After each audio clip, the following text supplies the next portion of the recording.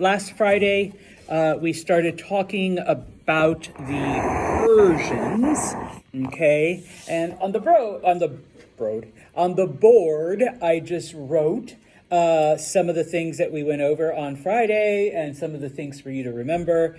The first major ruler, let's say, was a man named Cyrus, who was able to take the two different Persian groups and bring them together.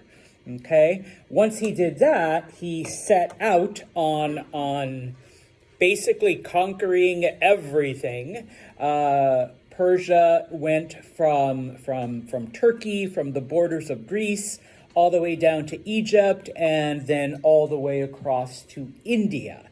All right. Now, Cyrus was a lot more successful as a conqueror than he was as a governor, but the people accepted him because he was seen as a liberator.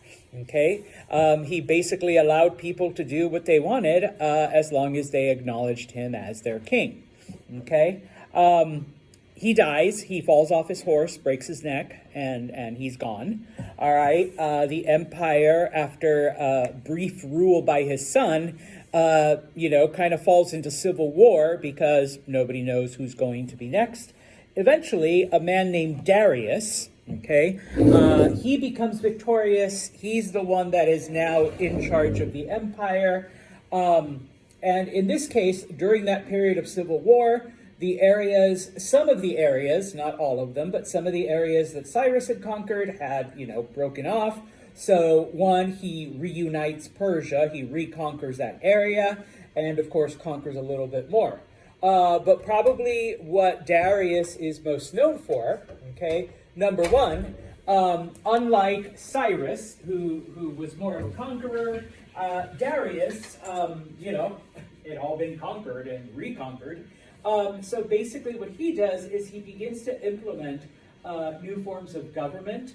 To a certain degree, he does allow the locals to govern themselves, especially on a smaller level, okay? But on a larger level, he divides the empire into 19 provinces, okay? And in this case, you do kind of need to know they were known as satrapies. I guess if you put provinces, I'll accept it because it's kind of the same thing. All right, and the governor of each of these provinces was known as a satrap, okay? And they basically had the liberty to rule their area as they saw fit, okay? But of course, they still had to answer to him, all right, and follow his overall rules, okay? Some of the reforms that he made, remember, because this is an empire, we do have so many different groups of people and kingdoms that are brought together. Number one, he unifies all of the weights and measures, okay? And you kind of have to understand that back then, each country, each area measured whether it was distance or temperature or weight or whatever in different forms and in different amounts and using a different scale. Okay, and so in this case, he brought that all under one system. Okay, and yeah, he's the first to try to do that.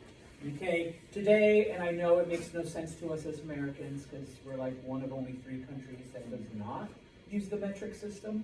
But today, the entire planet is united by a singular, system of weights, measures, all of that stuff, except for us. All right, so, and same thing with money. He unified currency, he reforms the tax system, all right, etc. And then, of course, probably the thing that earns him the name The Great, okay, are the various building projects. And I think this is where we finished last time. I showed you 2 clips where, okay, remember, Darius was responsible for building the major roadway that went through Persia, okay? In addition, I know we didn't really talk about it that much, but we'll mention it here. Darius was also responsible for the building of several cities when he was king. Canals, all right, specifically the one that united the Nile River to the Red Sea. And then by uniting that, Persians now had a way to go from the Mediterranean all the way into the Red Sea and then south along the coast of Africa, okay? And then we briefly mentioned aqueducts because remember, Persia is the first civilization to exist or to develop in an area that doesn't have a major river system, okay? Because even the Assyrians, they had the Tigris, all right? But outside of a major river system, so you have to bring the water from the mountains, which is where most of the water was, down to where the people lived, okay? So he had various aqueducts built. And one of the things, I ran out of time, or I just forgot about it, okay? In Persian, or in Farsi, I guess, the word is kanat for canal. That's where we get it from, all right? It's just an adaptation of the Persian word, okay? Kanat, canal, okay? So looking then now at Persian culture overall, and this is, of course, under Darius, but of course, many of the subsequent rulers, okay? Persia was a very, very religious, group, okay? The early Persians, okay, were polytheistic, like pretty much everyone during this time, okay? Once again, what does the P word mean? What is polytheism? Yes, belief in many gods, but about 1,000 years after Persia is formed, we see them switch to a form of monotheism. Okay? Anyone know what monotheism is? One God, belief in one God. Okay? Now, they are not the first monotheists. Those are the ancient Israelites, the ancient Hebrews. Okay? But Persia embraces monotheism. Okay, and their form of monotheism, their religion, let's say, is known as Zoroastrianism. Okay, it was created by a man named Zoroaster, hence the name, around 1000 BCE. And basically what he does is he takes two of the polytheistic gods, Ahura and Mazda, and combines them into one deity. All right, Ahura Mazda. All right, all of the other gods, they just kind of disappear. They're like, no, those were fake gods. All right, the only two real gods, which our ancestors like got messed up and divided them into two, was Ahura Mazda. Okay, and I just wrote AM for Ahura Mazda. Ahura Mazda is the creator. All right, he creates the world, he creates the universe. Now, one of the other gods that is kept is Ahriman. Okay, who is Ahriman? Ahriman is Ahura Mazda's evil twin. Okay, he does all the bad shit. Okay, he is the enemy. All right, and so now with yes, Jose. So why not make them pagans? Like at least they have one god left over, the other one. Well, yeah, but they don't consider the evil one as a god. You know, I don't want to call him the devil, but he takes on that role. Okay? And so in this case then, the other thing I wanted to point out is that whereas before, and when you look at other polytheistic beliefs, but for the most part in ancient history, the gods were jerks, and it was humanity's existence to try to keep the gods happy, because they were the ones that caused the floods and the storms and the good harvest or the bad harvest or whatever. Okay? And so, according to Zoroastrianism, humanity is here on Earth, and it's basically a constant battle between light and truth and darkness and lies, okay? With Ahura Mazda giving you that light and truth, whereas if you follow Ahriman, you are going to end up in darkness, okay, type of thing. And so humans are here on this planet in Persia, okay, and basically you have rules, and you just have to choose which ones you're going to follow. All right, and of course, when it comes to the afterlife, they did believe in an afterlife. Okay, so remember, not everybody does during this time. All right, the Egyptians, yeah. Okay, so do the Persians under Zoroastrianism. Okay, and it's when you get to the afterlife that you'll be judged. Okay, did you follow the rules? All right, did you follow light and truth while you were here on earth? Or did you follow the darkness and lies? Okay, and of course, you know, you will receive an eternal reward or an eternal punishment depending on those things. All right, so we see here one of the first religions with some kind of theology, not just the gods are assholes, we have to keep them happy. All right, but now you actually have something that you're doing in this life. Now, when it was first presented, Zoroastrianism wasn't as popular as the polytheistic religions until Zoroastrianism introduced fire worship. Okay, yeah, everything's better with pyrotechnics. All right, you know, religion, baseball games, you know, 4th of July. All right, otherwise it's just otherwise, you know, yeah, it just makes it better. Okay, now. The priests in Zoroastrianism are known as magi. What word in English do you think we get from Zoroastrianism? Magi. Magic, yes. Okay, because they can make fire appear, you know.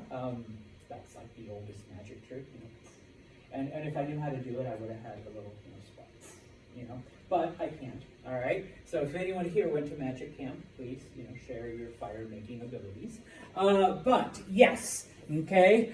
So the priests were known as magi, and fire worship was incorporated into, you know, all of this stuff. Now, even though the Persians believed in an afterlife, okay, unlike the Egyptians and other cultures, they did not bury their dead, okay? They felt that the earth was sacred. So why are you going to put a decomposing body in it, okay? Water was sacred. So unlike the Assyrians, why would you throw bodies into the water? All right, plus it contaminates it, and then you end up getting all kinds of sick and shit like that. And it's interesting because you have to remember, the Persians had to literally struggle to bring their water to them. All right, so they're not going to ruin it by throwing dead bodies. Okay, we know that fire is part of their worship, but it was considered way too sacred to just burn a dead body. Okay, so what they did was they left the bodies out in the desert so that the animals would eat them. Okay, it's like that whole circle of life shit. All right, you know, the animals eat them, and then the animals continue, and they're nourished by us. And it was your soul that continued into the afterlife. All right, your body was just an empty shell, and so now the animals could, you know, benefit from it. And then whatever waste was left over would fertilize the ground, and you know, now your body is useful. Okay. On a side note, you know, like now you can actually have your body converted into stuff like that, and it'll nourish a tree. So, you know, when Santos dies, you can buy a Santos tree that's been nourished by my remains and stuff. Tori's like, what the fuck? Yes, you can actually have that done now. All right, so in this case, that was the idea. Now, when the Greeks entered Persia, like a couple hundred years later, they were freaked out because as soon as they enter, you know, Persian borders, there's all these dead people just like strung up on trees and just laying on the ground. And they're like, what the fuck? But that's just the way that the Persians would dispose of the bodies. Okay? Now, we get this concept that later permeates through all societies was that, and we see it in Egypt and we see it, you know, in other cultures that the king, all right, or in this case, you know, the emperor, was chosen by Ahura Mazda. Okay? Otherwise, you know, you wouldn't have been the king, or you would have died at birth, or, you know, someone would have killed you at some point in your life, so that somebody else would have been king. And so in this case, number one, it was your job as the king to try to, maintain law and order and encourage people to follow Ahura Mazda and his rules and listen to the Magi. Okay. In addition, because you were chosen by the God, okay, to be the ruler over the people, you had to be physically better than everyone else. Okay. Otherwise, what kind of representative of Ahura Mazda are you? If you're like weak and you can't shoot arrows and you don't know how to fight, all this other stuff. Okay? So now, as far as the society went, okay, Persian society was divided into 4 different groups, okay? And of course, please remember that almost as soon as humans like congregated and developed into cities, we started dividing ourselves up into different classes and who was better or who was more important, okay? Obviously, the king is at the very top, but then you have the ruling classes, the ones that help him administrate, the empire. So number one, and you will always find them close to the top, are the priests. Okay, originally whatever polytheistic priests, and then later on all of the magi. Okay, when we talk about nobles, we're talking about people who either own land and have some sort of power, or relatives of the king that aren't in the direct line. Okay, so we have our king. We know that the next king is going to be the eldest son, and we know that next king will be the eldest. But what happens to the king's brothers? What happens to his cousins? What happens to his uncle? All right, they're also in charge of things. Okay, they are the nobility. But king's brother becomes the finance minister. Okay, in charge of the money. All right, the king's uncle. All right, that's you over here. You're in charge of the army. Okay, the king's cousin. They're in charge of agriculture, whatever. All right, so they're up there in the ruling classes, and of course, we can't forget the warriors, the ones that are actually doing the fighting, okay? Right below them, okay, we have the administrative and the commercial class, because even with, let's say, the finance minister, they need accountants underneath them, they need tax collectors. Okay, with the war minister, all right, he needs generals and other people, and just the people that, when you go to City Hall, there's the ones that take your payments and the ones that shuffle papers, all right, you need those people, all right, so they're part of it as well, okay, remember, because writing is so important, and record keeping, and not everyone can do it. All right, remember that even up until the early 1900s, not everybody knows how to read and write.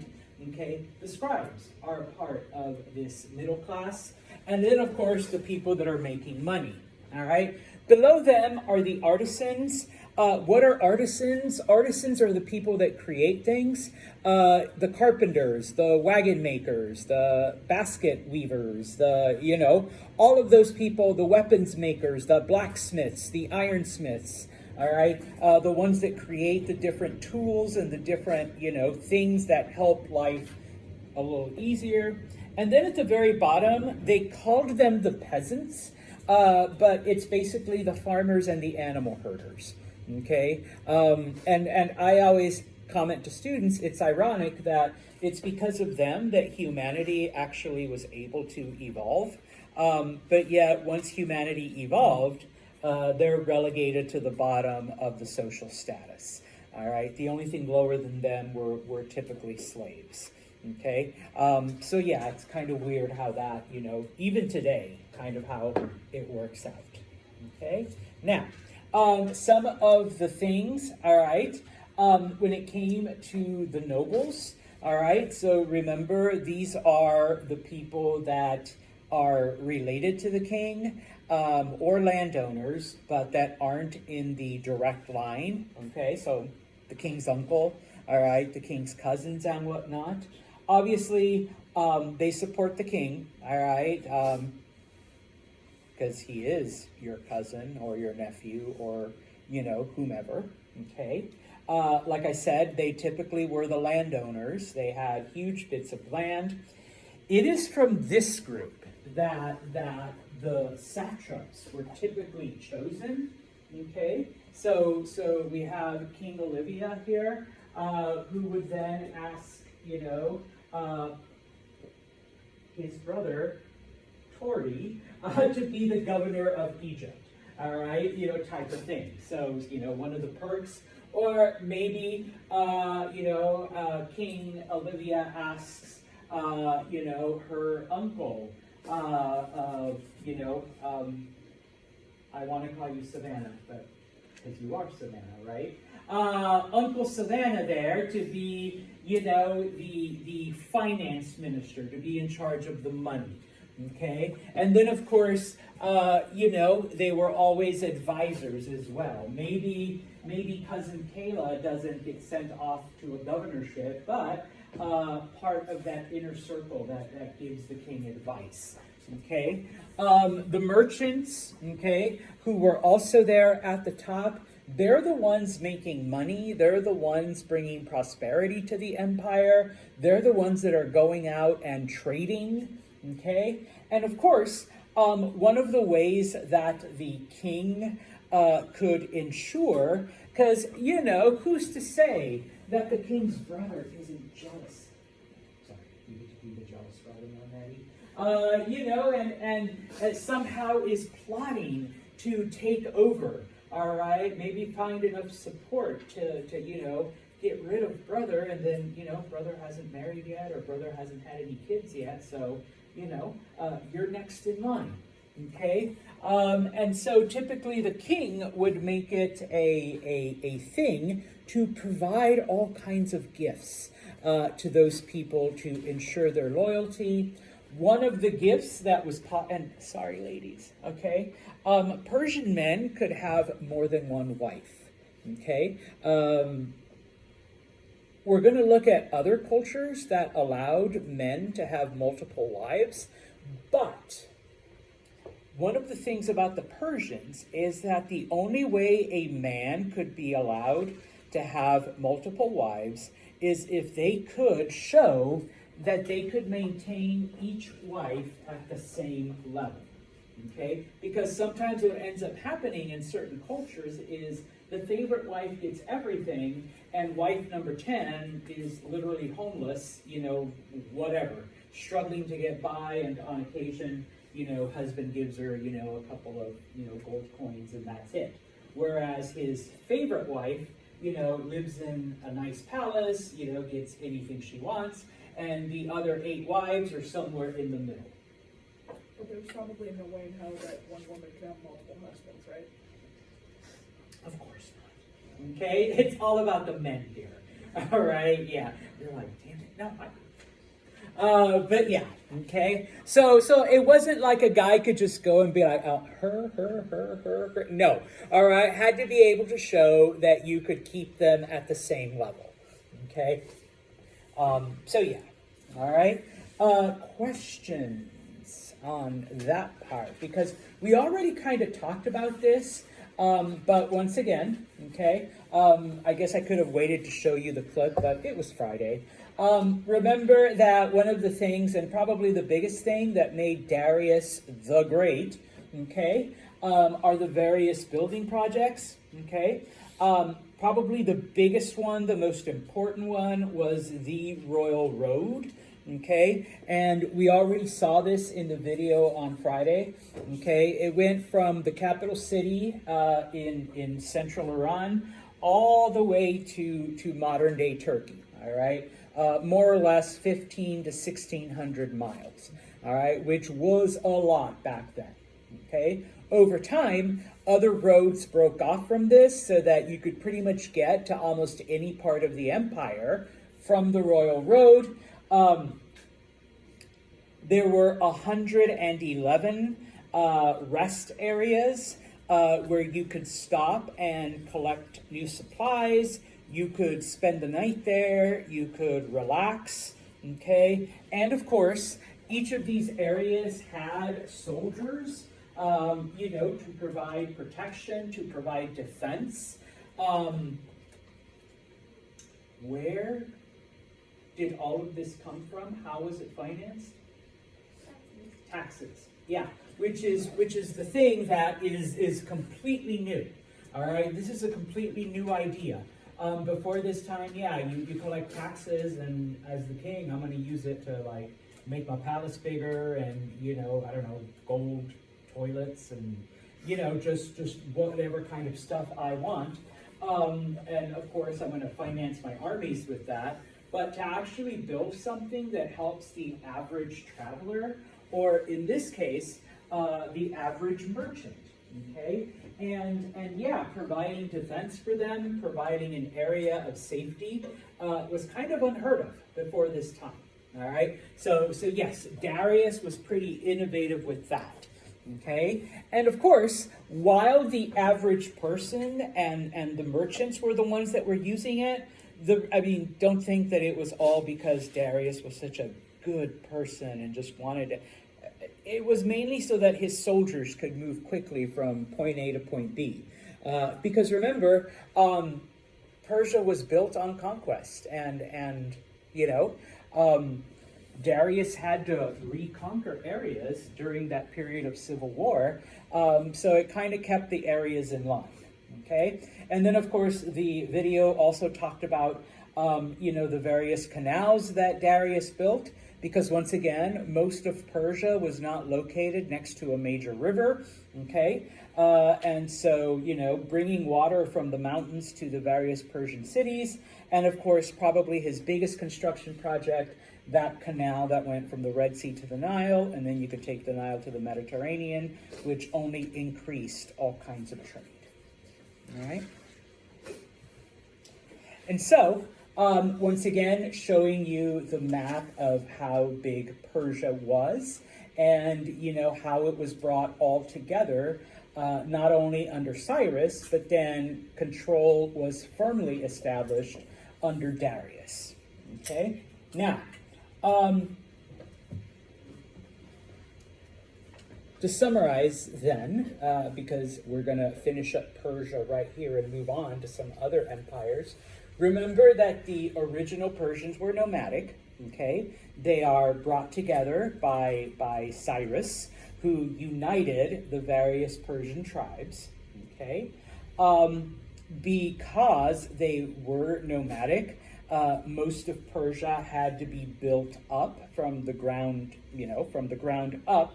And so in this case, the cities, they were built in the middle of nowhere. But once again, because of these various projects, because they were pretty good engineers, we bring water from the mountains to where it needs to be.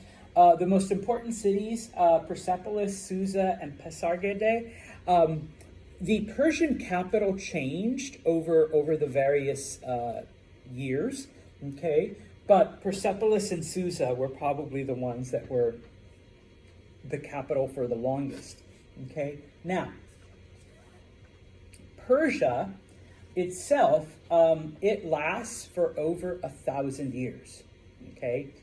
But for only 200 of those was Persia like the most feared empire in the area, okay? For the rest of the time, they were kind of like, second, third, fourth, eventually dropping out of the top 10, all right? They still existed, they were still there, they just weren't as powerful and as influential as they had been, okay? Now, one of the things that brings them down, and we're going to talk about it when we talk about Greece, is that eventually they do get involved with the various Greek cities, okay? I'll just give you a preview here. I promise I'll come back to this slide.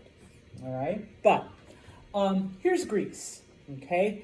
And Greece, when they extended out, they established various colonies, all right, in different parts, but quite a few in this area. This area is known as Ionia, okay? When the Persians arrived, they conquered the area, And just like everywhere else, you can rule yourselves, you can keep your language, you just have to acknowledge us as your new rulers and accept, some of our traditions and customs. But unlike the other areas that the Persians conquered, the Greeks were like, F you. No, we're not taking that. All right? We're Greeks. Nobody tells us what to do. Okay? And so the Persians then are involved in wars to dominate these cities. Okay? Because these cities in Ionia aren't able to defend themselves, they ask their cousins on the mainland for help. All right? And then those cities send help to the cities that are being conquered by the Persians. And so the Persians realize the only way we're ever going to truly conquer this area is if we get rid of the Greek city-states. Well, spoiler alert, they are not able to, and this weakens Persia. So that 100 years after that, they're conquered by Alexander the Great. Okay? And he is able then to dominate over Persia, and then his subsequent generals are able to do the same. Okay? Like I said, this doesn't actually end Persia, but it does change it, and they're not as dominant as they were during this time. Okay? Questions on the Persians, because we're going to move on. All right. Next, and now we're going to look at empires that weren't exactly physical, okay? Because remember, it's not just bringing together different lands or different people or different languages or whatever. Some of the empires that we're looking at are empires that maybe had influence in other ways. Now, there is a group of people that we know came from Central Europe known as the Sea People. Okay? They don't exactly establish an empire, but they help other groups establish themselves. We know that they came from Central Europe, and they basically followed some of the European rivers to where the Black Sea is. Okay? In that area, they're able to take knowledge from many of the local groups, and they're able to build iron weapons, and they learned how to construct boats, and they're able to do like all of this stuff. And so they attack the Hittites, and they're able to defeat them, and they're able to weaken them. That combined with the global drought that everyone's experiencing basically causes the Hittites to collapse. Okay? Same thing when it came to Egypt. They attacked Egypt, and Egypt has been weakened by drought. It's been weakened by their wars with the Hittites. And now here comes a completely new group of people that weakens the Egyptians even more. Okay? We know that Crete, the Minoan society collapses. And part of the reason, in addition to, everything that we've talked about, were these attacks and these raids by the Sea People. And then finally, even though Mycenae was a pretty powerful Greek society, and they were the ones that were involved in the fight against the Trojans, and that's where the whole thing about the Trojan War comes about.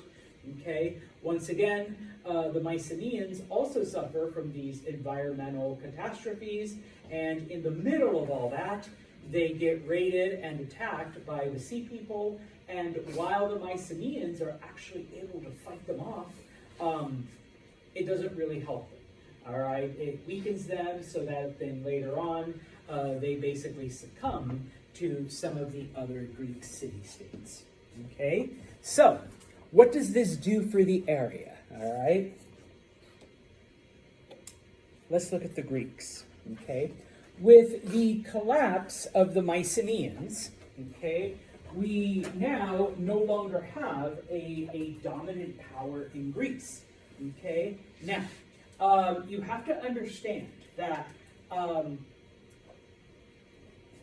the Greeks developed pretty much the same way other societies did, except that when they got to the city part, because of the geography of Greece, which was very hilly and mountainous, and then if you look at Greece, there's lots of islands and there's lots of areas divided by water. They didn't come together as a kingdom, all right? Greece doesn't actually get united until Alexander the Great conquers, well, his dad, Philip, conquers them.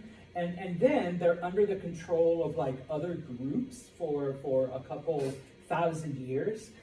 There is no Greece, okay, until the early 1800s, all right? So all of these different city-states, okay, they all develop independently of each other, okay? Of course, they do share, okay, two things.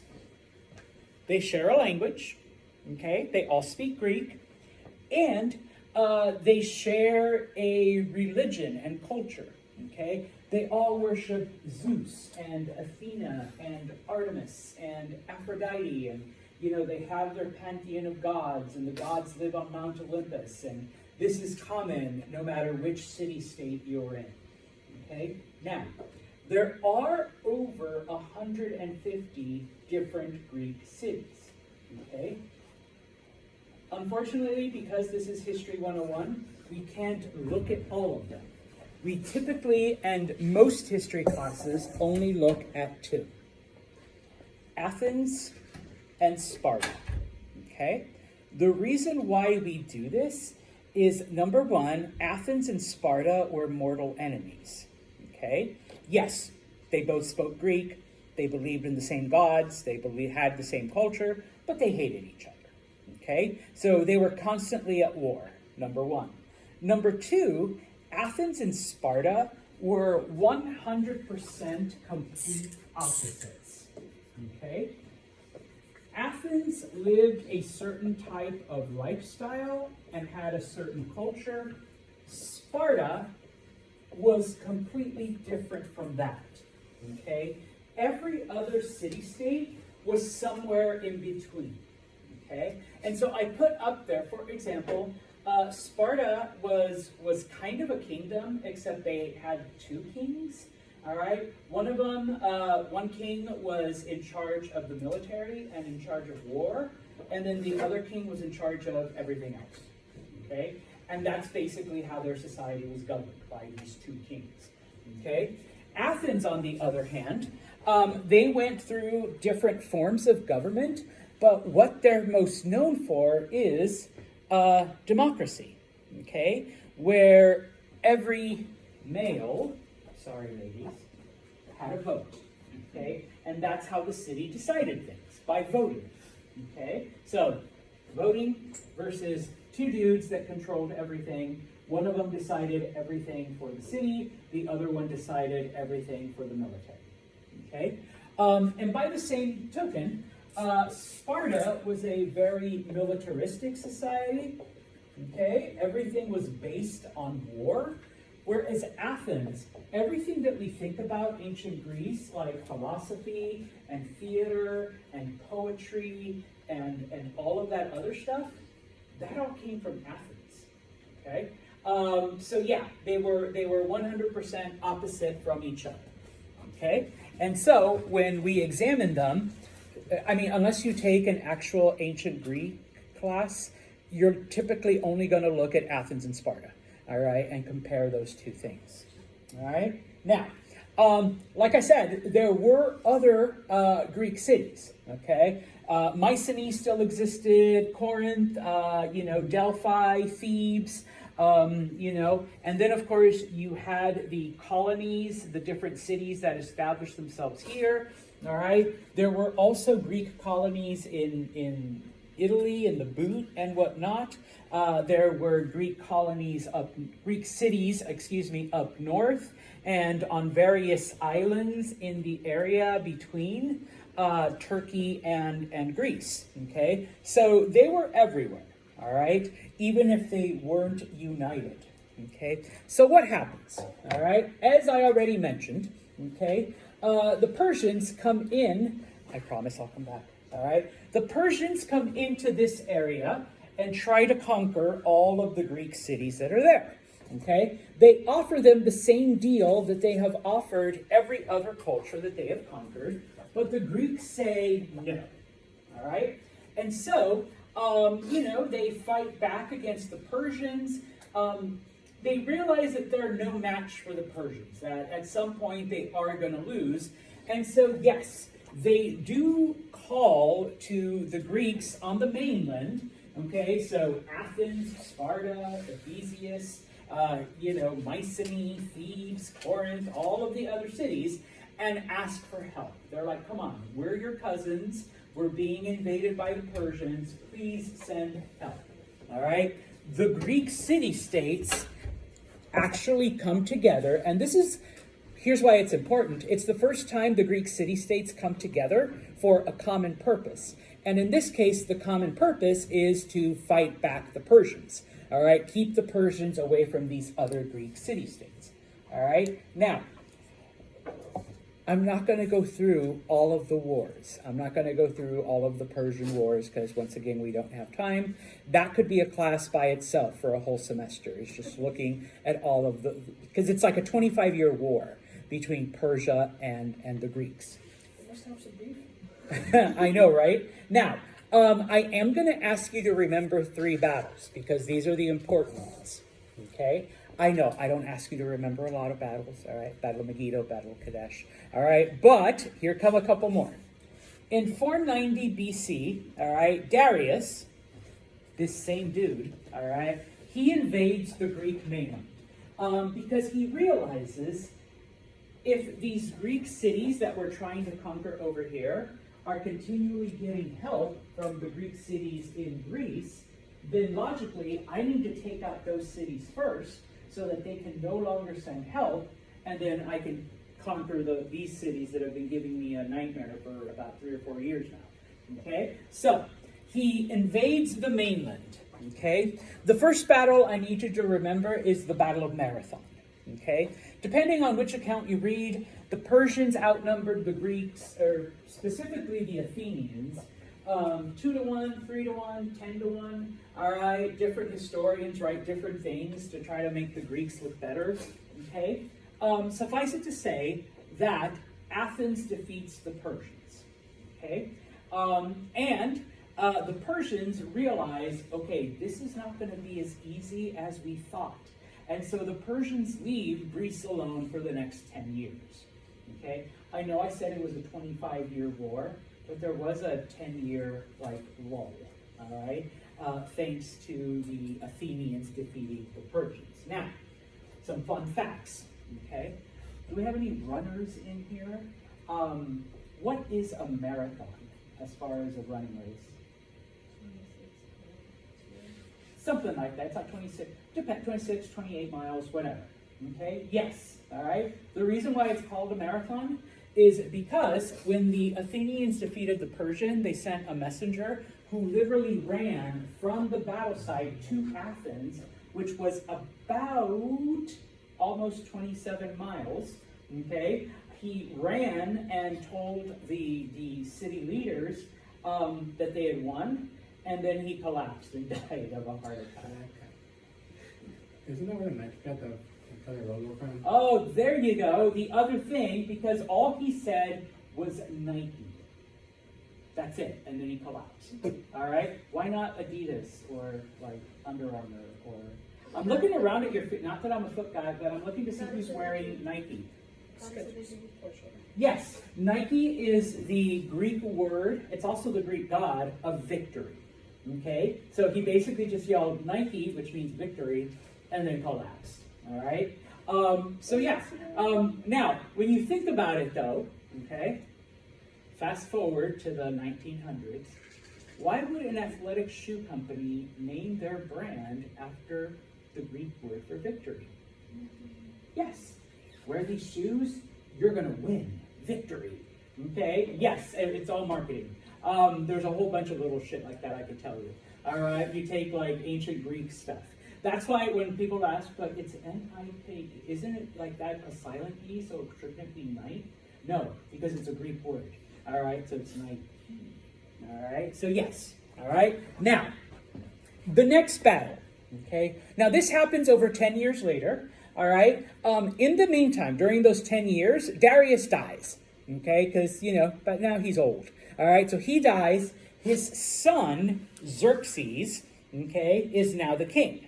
And so he goes back to Greece, all right, and he tries to invade, all right, and he's relatively successful. The Battle of Thermopylae takes place in 480 BCE, okay, so about 10 years later, all right. If you've ever seen the movie 300, I know by now it's like a 20-year-old movie, but with like Gerard Butler and I forget who else. Ladies, he's shirtless and he's buff. It's before he got fat. All right, so he's like all ripped and muscly and oily. And Haley's like, damn right, he's like all oily. The story is, and it's not just the Spartans, because it is about the Spartans. There was 360 Spartans. Even though the movie is called 300, if you called it 360, it just would be a weird title. So 300 sounds better. Leonidas was the Spartan king of war. All right. He basically, what they do is they hold off, and once again, it depends. Is it 10,000? Is it 20,000? Is it 30? It depends on what makes them look better. They held off a Persian army long enough for the rest of the Greek armies to retreat. Okay. They were massacred. They all died. Okay, because there was only 360 of them against an army of at least 10,000. All right, so the Persians win, and the Persians think this is it. We've got them. All right. Well, the war lasts a little bit long. The war lasts much longer. Okay, and so then the last battle I want you to remember is the Battle of Salamis. Okay, this is actually a naval battle because Athens, while Sparta had the best army, okay, Athens had the best navy. All right, and the Athenians are able to defeat the Persian navy. They completely destroy it. Okay, and at this point, the Persians decide to give up. All right, that's it. We're done. Okay, one of the reasons why is because in order to get from Persia to Greece, you need boats. Okay, you can do this, but that takes a long time. All right, this is before like cars and Humvees and all of that stuff. All right, so you're just like marching. So if they can't take boats from here to here, the Persians really stand no chance. So at this point, with their navy destroyed, they surrender. Okay, and yeah, the Persians leave. Although, okay, for the next 150 years, until Alexander the Great comes along, there are like minor skirmishes between the Greeks and the Persians. It's not to say it was like all said and done, but little by little, the Greeks have in fact taken land from the Persians. So, what is the importance? All right, before I shut up and let you go. Number one, first time the Greek cities come together for a common purpose. Battle of Marathon, Greeks win, Persians go away for 10 years. Battle of Thermopylae, Persians win. They completely annihilate the Spartans. They think they're going to be able to conquer all of Greece, but instead the war lasts for several years longer. Battle of Salamis, the Athenian navy defeats the Persian navy. Without a navy to cross, then the Persians realize they stand no chance. So they surrender, and they go back to Persia. Okay? On Wednesday, we'll talk about another group known as the Phoenicians. These guys are pretty awesome. All right?